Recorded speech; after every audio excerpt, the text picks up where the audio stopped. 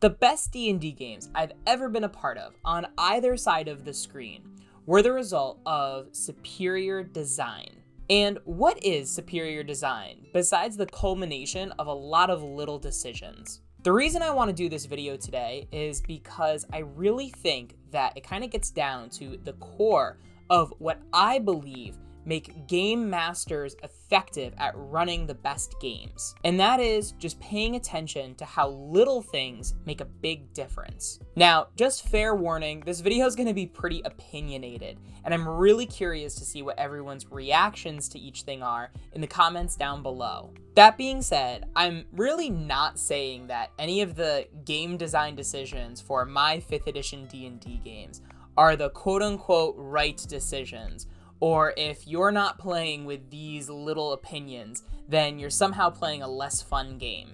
Really, what I want to highlight is just how by making some small changes to my D&D games, there ended up being a lot of big changes that happened at the table that led to more fun, more engaging experiences. So really, the idea is just to get into the habit of observing the cause and effect of the design decisions that you make as a game master. So as a game master, as you continue to make little design decisions, you're more and more informed about what the potential consequences might be, both positive and negative. Hi, I'm John from Incendium D&D, and today we're breaking down the cause and effect of little design decisions so that you can craft your ideal experience at the table.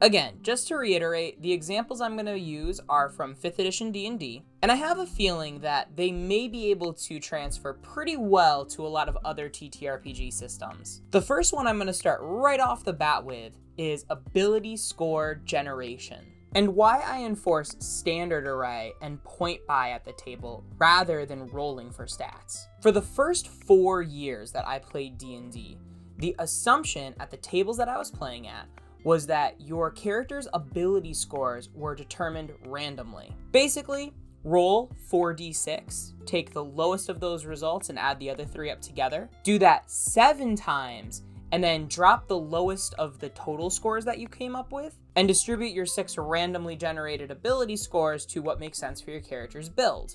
While the player's handbook says to only do the 4d6, drop the lowest 6 times, my DM always gave players a 7th result, so that way if they rolled a particularly bad score, it wouldn't haunt their character forever.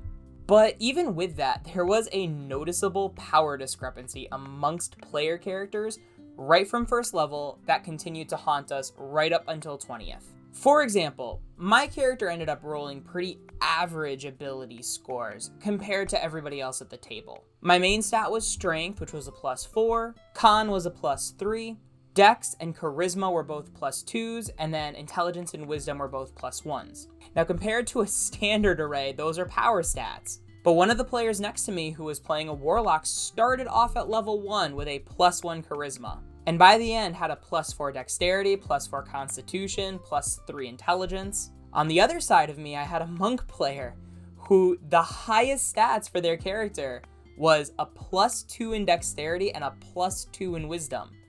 Everything else was a +1 or below. Throughout the 2-year-long campaign, every combat pretty much resulted in the same thing. The monk would go in, get knocked down to 0 immediately. The warlock would blast everyone, have a great time, and my character would try to run around to get close enough to hit an enemy, but not before they became Swiss cheesed by the warlock. It was far from a balanced experience. Some players had more fun just because they rolled better at character creation. So for future games, we would bring our characters pre-rolled to whatever game we were a part of. But when we were rolling characters, what we would do is just do the 4d6 7 times, drop the lowest, until we got an array that we liked. And just to clarify, it's not like we would only take power stats or something. In fact, I distinctly remember a time where I rolled like an 18, 17, 16, 15, 14, 14, and I actually discarded that array.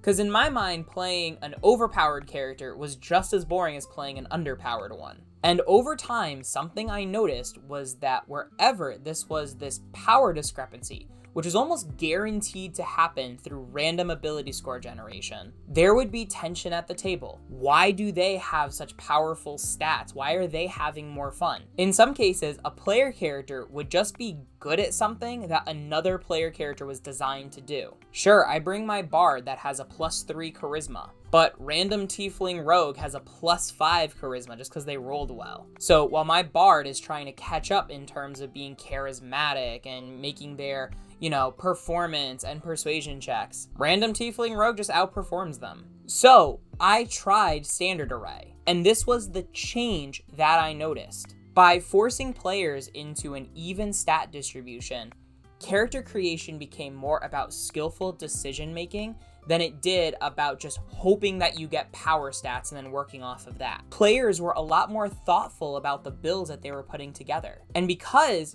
a standard array already has a -1 modifier guaranteed, players knew their characters would have weaknesses going in. They started thinking about how their weaknesses could be covered by their teammates, which set up a lot of dynamics conversations early on in the character creation process, which then made the game more about teamwork rather than fulfilling individual character stories, which I think in my experience has always been more fulfilling D&D anyway. I mean, think about it. If you're a DM and you have 4 players, which one sounds more interesting overall? Having players take turns playing out solo stories for the 4 characters at the table, or having them work together, bounce off of each other, banter, form relationships, which are expressed both narratively and mechanically. In the grand scheme of things, this seems like a small choice. Are we gonna do 4d6 randomly, or are we gonna use an array? But the happiness level at my table went up a whole lot more, even though initially there was some pushback to using a standard array. It sounds more boring, it sounds more predictable.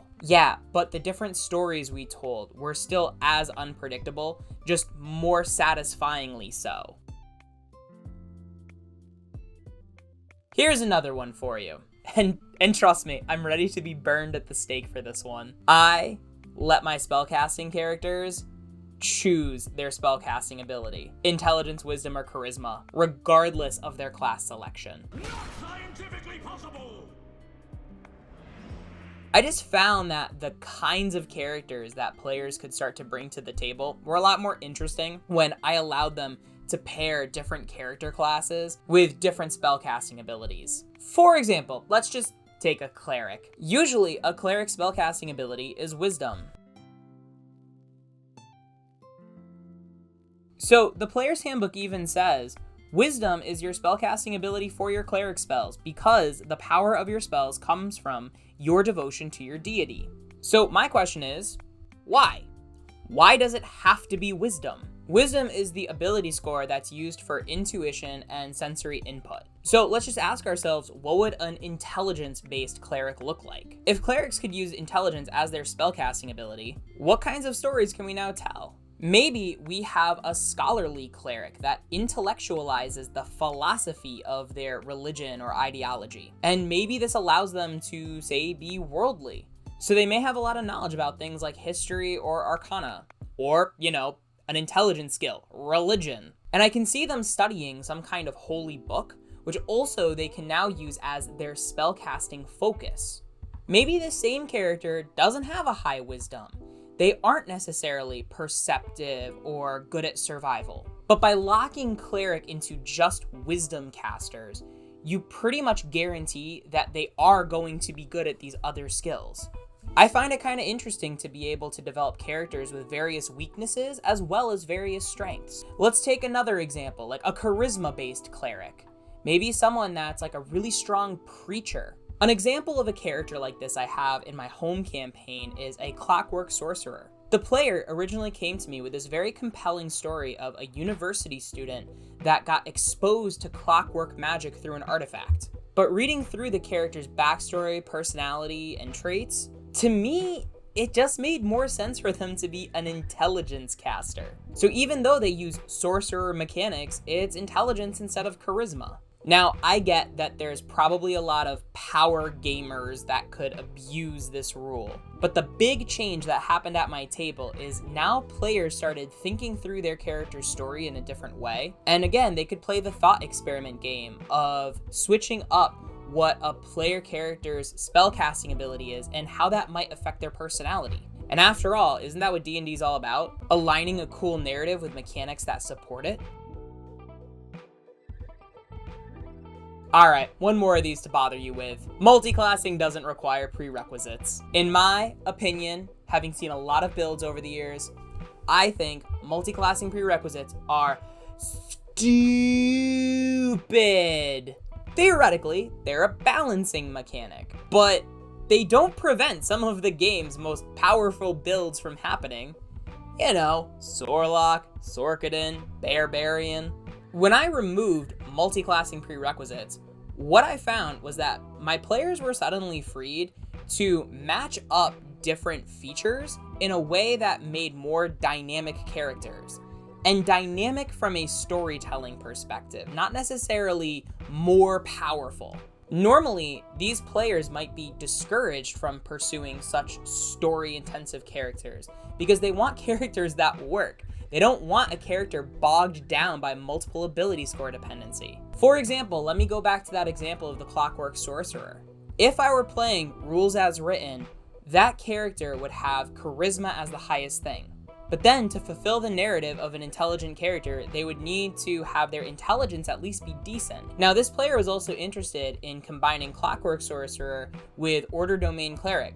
It's a build, we saw on Treant Monk. But instead of now also forcing that character to have a wisdom score that met the prerequisite, I was like, nah, intelligence is your spellcasting modifier, take a level of Order Cleric.